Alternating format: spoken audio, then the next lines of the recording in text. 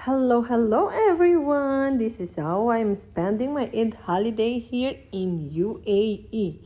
Early this afternoon, we started packing our things and getting everything ready for our trip. Eid holiday has officially begun and I'm feeling so excited. It is extra special because my family is finally here for their vacation. Our destination is in Dubai and it's quite a journey from where we live for almost 4 hours drive. But it's okay, hindi mo mamamalayan, nakarating ka na sa iyong destinasyon. A beautiful road and a lots of laughter along the way. The trip is all part of the adventure. First up is last exit.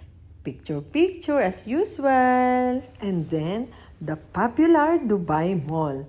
Pagkadating namin dito, una naming hinanap is yung kainan, Chinatown. And here we go, makakakain na rin sa wakas. Pero wait lang, rarampa muna ang person dahil ang ganda naman ng place. Every corner is Instagram worthy at talagang mapapahinto ka para magpicture. Bukod sa masasarap na pagkain, nakakaaliw din ang ambience dahil sa magaganda at makukulay na paligid. Pero teka, nagugutom na ako, kaya kakain muna. I had a hearty bowl of chicken noodles paired with steamed dim sum, just what I needed to satisfy my hunger and cravings after the long trip. By this time, everyone was already busy enjoying their meals because we were all starving. Imagine, lunch namin 4:30 na. Pero sulit naman, busog na busog. After namin kumain, nagpunta kami dito, Burj Khalifa. Look, ang ganda. Okay, time to check in na. Ganyan, tayo magsasayaw. Sa bar. Magbabar muna Kaya ka. ako hindi nagpalit ng ano. Yeah! Magbabar muna. Hindi pa nakakapag-check-in, may plano na. Huwag nang matulog. Tulugan. Ano mo ganun? Dande. Ganun.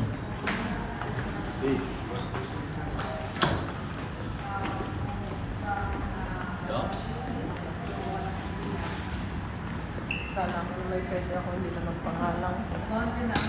Ang inyo i-check-in na siguro ni Jan, no? Sabihin lang daw.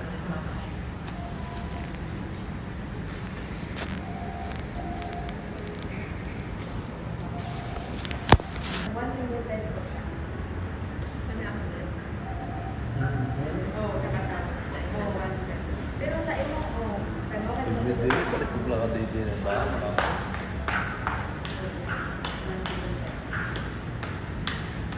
Dito, here. Here, okay. Here.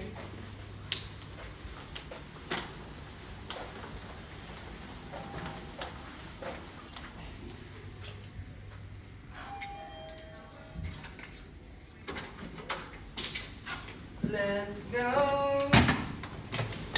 Oh, wow! Ganda ng room. Dalawa. Okay, I will put my luggage here first. Hi! Pagoda much na!